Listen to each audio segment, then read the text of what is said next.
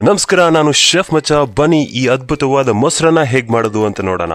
2 cup ಬೇಯಿಸಿರೋ ಅನ್ನ ತಗೊಂಡು ಅರ್ಧ ಕಪ್ ಹಾಲು ಹಾಕಿ, ಸೌಟಲ್ಲಿ ಒಂದ್ ಸ್ವಲ್ಪ ಹಿಸುಕಿ. ಈಗ್ಲೇ ತಿನ್ನೋದಾದ್ರೆ ಅರ್ಧ ಕಪ್ ಹಾಲು, 2-3 ಗಂಟೆಗಳು ಬಿಟ್ಟು ತಿನ್ನೋದಾದ್ರೆ 1/4 ಕಪ್ ಹಾಲು ಹಾಕಿ. ನೆಕ್ಸ್ಟ್ 1 ಕಪ್ ಮೊಸರು ಈ ತರ ಮಿಕ್ಸ್ ಮಾಡಿ. ಆಗ ಸಖತ್ ಕ್ರೀಮಿ ಆಗುತ್ತೆ. ಫ್ರೆಶ್ ಕ್ರೀಮು ಎಂತದ್ದು ಬೇಕಾಗಿಲ್ಲ. ಈಗ್ಲೇ ತಿನ್ನೋದಾದ್ರೆ 1 ಕಪ್ಪು, ಇಲ್ಲ ಅಂದ್ರೆ 1/4 ಕಪ್ಪು ಸಾಕು. ಚೆನ್ನಾಗಿ ಒಂದ್ಸಲ ಮಿಕ್ಸ್ ಮಾಡಿ. ಒಗ್ಗರಣೆಗೆ 5 ml ಎಣ್ಣೆ ಹಾಕಿ, 5 ml ತುಪ್ಪ ಹಾಕಿ, ಅಂದ್ರೆ 1 ಟೀ ಸ್ಪೂನ್ ಅಷ್ಟೇ. ಸಾಸಿವೆ 1 ಟೀ ಸ್ಪೂನ್ ಹಾಕಿ ಸಿಡಿದ್ಮೇಲೆ ಕಡಲೆಬೇಳೆ ಹಾಗೂ ಉದ್ದಿನಬೇಳೆ ಹಾಕಿ 1 ಟೀ ಸ್ಪೂನ್ ಹಾಕಿ ಸಾಕು. ಕೆಂಪಗಾದ್ಮೇಲೆ ಹೆಚ್ಚಿಟ್ಟಿರೋ ಹಸಿ ಮೆಣಸಿನಕಾಯಿ ಹಾಗೂ ಶುಂಠಿ ಹಾಕಿ 2 ಒಣಮೆಣಸು ಸೇರಿಸಿ ಸ್ವಲ್ಪ ಕರಿಬೇವನ್ನು ಸೇರಿಸ್ಕೊಳ್ಳಿ. ಅದ ನಂತರ ಮೊಸರು ಮಿಕ್ಸ್ಚರ್ಗೆ ಹಾಕೊಳ್ಳಿ.